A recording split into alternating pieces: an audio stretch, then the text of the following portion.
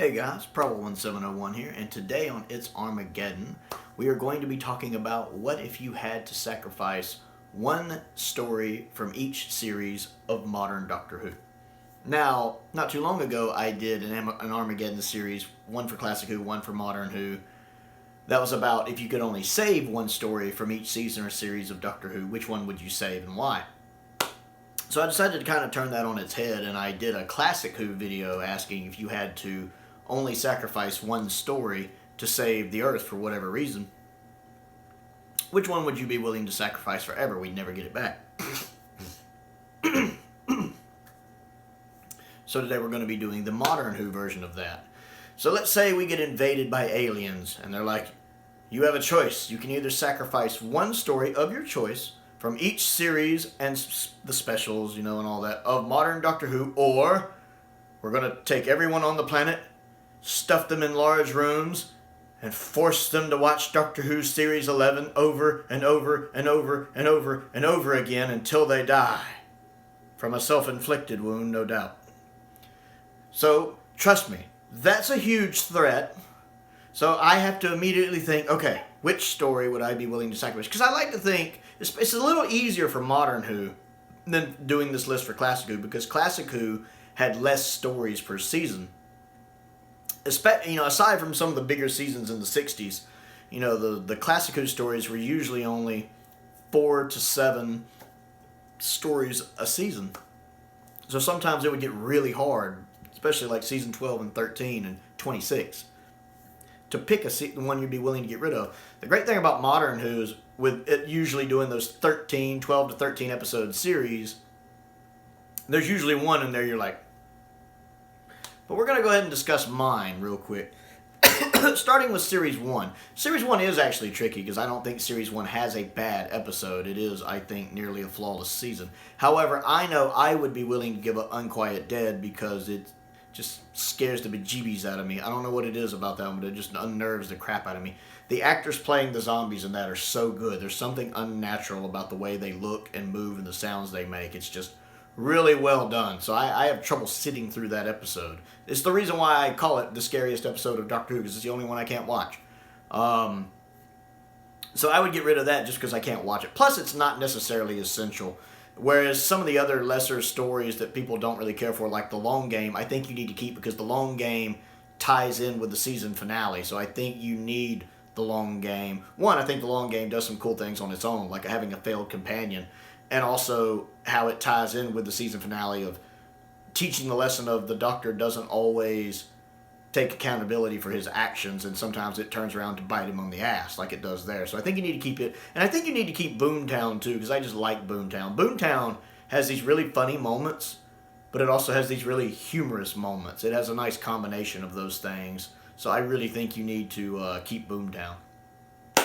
For Series 2, Fear Her.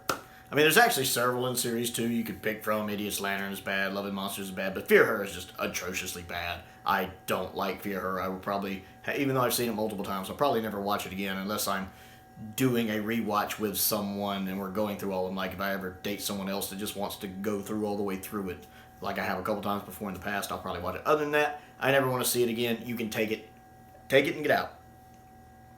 Episode 3 is a little trickier. Because, again, like Series 1, I don't think it has a bad story. But I am certain that my least favorite is 42. And 42 doesn't seem essential to the series either. So, while I still like it, I can see myself easily giving up 42. Series 4 gets a little harder, especially since I can't remember every episode of it right off the top of my head. But I'm going to be honest, I would get rid of Turn Left. I'm not a fan of that episode. It's a very important Donna episode. But I tend to like the episodes with Doctor and the Donna together. It's the same issue I have with Midnight. It's an episode that doesn't have the Doctor and Donna together, and I love them together. They have such good chemistry. But I do think Midnight's objectively great, so you have to keep it. But Turn Left, I just don't like Turn Left. I have issues with it I've discussed before. And even though I know people like it, and it is kind of important to the series finale leading into it, I'd still easily be able to get rid of it. It's my least favorite of the season. The specials. That's tricky because my least favorite's Waters of Mars, but I feel it's a tad important because it leads into the events of End of Time. That being said, I'm still going to say The Waters of Mars, because despite loving the last like 10 minutes of it or 15 minutes of it or something like that, I don't get into it overall. And it's more the fact I love the other three stories. Like, I love The Next Doctor, I love Planet of the Dead, and I love the End of Time two-parter a lot. I know some people are like, no, you got to get rid of Planet of the Dead. It's easily the worst. And I'm like, haha, screw you. I like Planet of the Dead a lot. I love David Tennant's chemistry with Michelle Ryan. I love them on screen together. That's just a fun story. I love Malcolm. There's no way I'm getting rid of that. It's got to be Waters of Mars. Moving into Series 5. Series 5 I have trouble with, because there are some stories I can't remember if they take place in Series 5 or Series 6. Like Night Terrors and the God Complex. I can never remember if they're Series 5 or Series 6. I jumble them up. So I'm going to actually pull, if I can find it, Series 5 out with my gorgeous steelbook here. We're going to look at Series 5. Actually, you know what? I know exactly the one I'm willing to get rid of. Vincent and the Doctor. Just to piss off the people who think it's the best Matt Smith or Doctor Who episode ever made. Like, seriously. Anytime I'm watching a list when people are counting down their favorite Modern Who episode or their favorite Matt Smith episode and the top of the list is Vincent and the Doctor, I get so annoyed. Because I have a lot of issues with that episode. Now, don't get me wrong. The episode does some great things. It's not like just a totally atrociously bad episode. It does some good things. Especially like the speech about the pile of good things, pile of bad things. And the scene when the night sky turns into the starry night. It does some really nice moments. But it has a lot of stuff I don't like. It does that trope of it's an alien animal that's really just an Earth animal. Bigger. And invisible in this case. And then it also has literally the most cringeworthy scene I've ever seen in Doctor Who. It beats anything that Jodie Whittaker has ever done in Doctor Who. There is never a scene I can think of in Doctor Who that makes me roll my eyes harder than when the Doctor takes Vincent into the future. It is the closest I've ever seen Doctor Who come to masturbating and being self-congratulatory. It ruins the episode. Ruins it. And I get it's teaching a lesson about depression. I don't watch Doctor Who to learn lessons about depression. I have the real world to teach me that. Thank you. I watch Doctor Who to get away from all of that. Yeah, I can literally say that the Whittaker era at its worst. Okay, there might be some scenes that are as bad, but there's certainly no Whittaker stuff that's worse than that scene. There are a couple I might think is as bad, but none that are worse. So yeah, I would easily get rid of Vincent and the Doctor. Again, just to annoy these people that think it's the greatest thing since sliced bread. Which is never a saying I've understood, but whatever. You got a knife, you got some bread, slice the freaking thing. Season 6. I'm gonna say Night Terrors. I never liked that one. People probably expect me to say the God Complex, but while I think the story to the God Complex is crap, I have talked about before how much I actually do love the cinematography of it, and I think it's directed very well. I think it's cast very well. I really like that one girl that Matt Smith and her connect really well. I kind of wish she hadn't died because I really like the rapport they have. It's just the script that's rubbish. The execution of the story is phenomenally well done. And I actually would like to go back and rewatch it every blue moon. Night Terrors is just crap. I don't care for that one at all. Now, Series 7. I feel that since I always tend to count Series 7 as separate seasons or separate series, I've gone on about that before because they are so drastically different. They don't feel like two halves of the same series. I feel like I need to count one from each series. Just to be fair, so I'm not being hypocritical. I feel like I need to take one.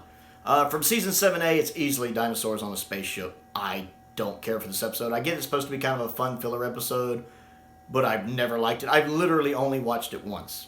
When it originally aired, I've never gone back and watched it again because I just thought it was awful. Atrociously awful. Just bad. So I've never gone back and rewatched it. I still have no desire to.